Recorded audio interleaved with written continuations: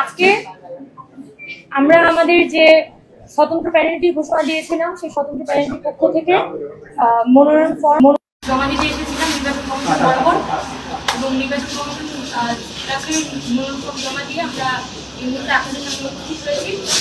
আমরা আমাদের এই প্যানেলটির বিষয়ে কিছু তথ্য আপনাদের সামনে উপস্থাপন করতে চাই। যেহেতু এটি একটি স্বতন্ত্র প্যানেল এবং নানা ফর্মের শিক্ষার্থীরা কিন্তু এখানে একজোট হয়েছে, তাই স্বাভাবিকভাবে বিভিন্ন নানা চিন্তার নানা মতের মানুষের কিন্তু একটা সম্মেলন আমাদের এই প্যানেলের মধ্যে হয়েছে।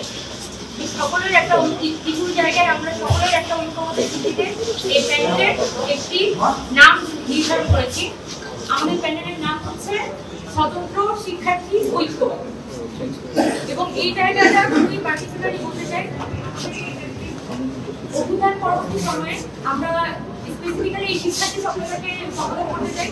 যেহেতু ঢাকা বিশ্ববিদ্যালয়ের ছাত্র ছাত্রী সকলকেই ইউনিফাইড হয়েছে, আমরা এখানে শিক্ষার্থী হিসেবে সম্বোধন করছি।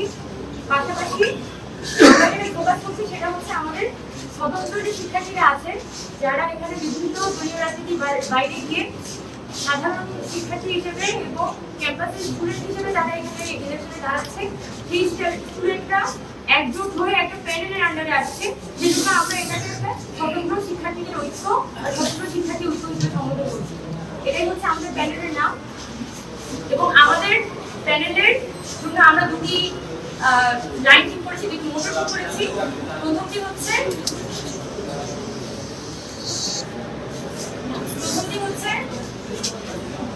দলীয় গঠনের বিরুদ্ধে, আর দ্বিতীয় যে লাইনটি সেটি হচ্ছে politically conscious but academic campus.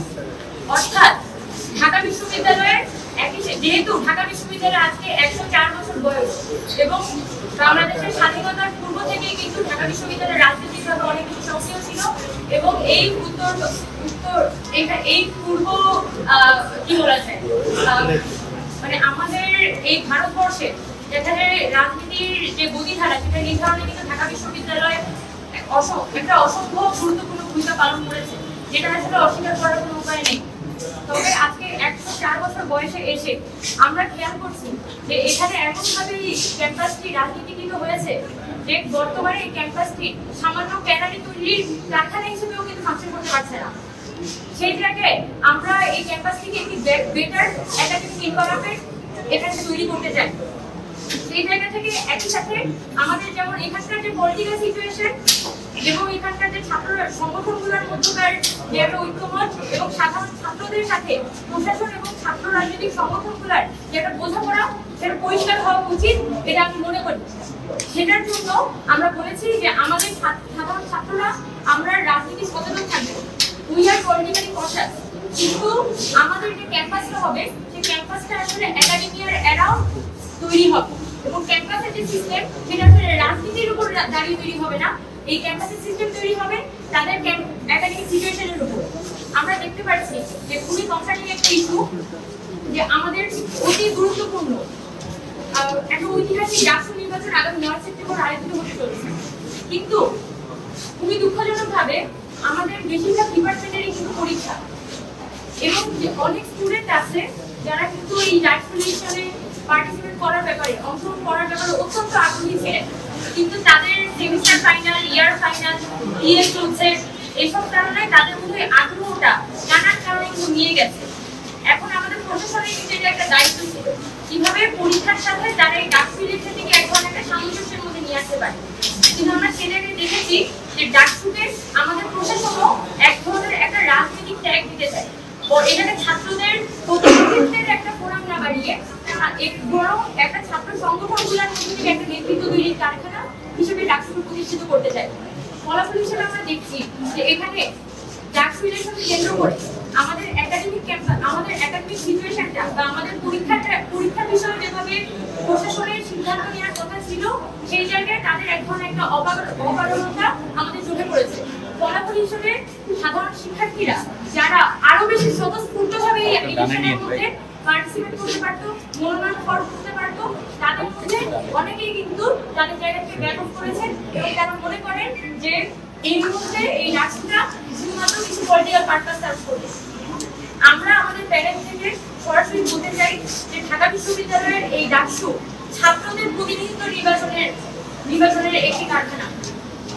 কিন্তু সেই জায়গায় যদি এই ডাকসুকে শুধুমাত্র একটি রাজনৈতিক কারখানায় পরিণত করা হয়, তাহলে এটা আমাদের জন্য ব্যাকফায়ার করবে।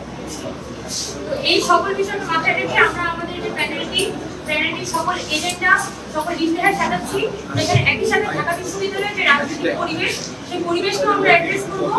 পাশাপাশি আমাদের ঢাকা বিশ্ববিদ্যালয়ের যে নানামুখী একাডেমিক সমস্যা আছে, সেগুলোকে আমরা সমান পরিমাণ গুরুত্ব দিয়ে আমরা উপস্থাপন করব। এবং সেই লক্ষ্য নিয়ে আমরা এই প্যানেলটি সাজাচ্ছি। যেহেতু আমাদের প্যানেল আমরা প্রথমে বলেছি, আমাদের প্যানেলটি একটি স্বতন্ত্র শিক্ষার্থীদের প্যানেল, এবং আপনারা জানেন প্রচুর শিক্ষার্থীরা কিন্তু এখানে ফর্ম উত্তোলন করেছে। প্রচুর শিক্ষার্থীরা কিন্তু তারা একটি পদের বিপরীতে প্রচুর মনোনয়ন দাখিল হয়েছে। আমাদের সাথেও অনেকের কথা হচ্ছে যে কিভাবে করে আমরা আরো বেশি ব্রড মার্জিনে আমাদের প্যানেলটাকে তৈরি করতে পারি। তো আজকে রাতের সাথে আমরা কিছুটা সময় দিচ্ছি। আগামীকালকে ইনশাআল্লাহ আমরা আমাদের প্যানেলের সম্পূর্ণ কার্যবিবরণী নিয়ে আমরা আমাদের প্যানেলের পরিচিতি থেকে অ্যানাউন্সমেন্ট নিয়ে আপনাদের সামনে হাজির হতে পারবো। এবং অতি শীঘ্রই আমাদের প্যানেল আমরা সকলে মিলে নির্বাচনী মাঠে একসাথে মুভ করবো। তো সকল সাংবাদিক ভাইদের যারা এতদিন পর্যন্ত অপেক্ষা করছেন, সকলের কাছে আমি বিনীতভাবে অনুরোধ জানাই, আর একটা দিন আপনারা অপেক্ষা করেন। আপনারা জানেন যে এখনো পর্যন্ত সকলেই যেসব ছাত্ররা তারা নির্বাচনের ব্যাপারে কোন পদে করবে না করবে, এটা গতকাল পর্যন্ত কিন্তু অনেকে সিদ্ধান্ত নিতে পারছিল না। আজকে ফাইনালি অনেকে সিদ্ধান্ত নিয়ে মনোনয়ন পত্র জমা দিয়েছে। আজকের রাতটা আসলে সকলেরই সময় প্রয়োজন এই পুরো বিষয়টা পুনর্বিবেচনা করার, এবং আমরা প্যানেল থেকে কিভাবে করে আরো ব্রড মার্জিনে নিয়ে যেতে পারি সেই বিষয়ে ভাবা।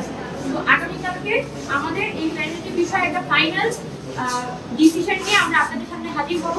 তো আরেকটা দিন আমরা অনুরোধ করবো যে আপনারা অপেক্ষা করবেন, এবং আগামীকালকে আপনাদের সকলকে সাথে নিয়ে আমরা আমাদের প্যানেল অ্যানাউন্সমেন্টের দিকে যাব। সবাইকে অসংখ্য ধন্যবাদ।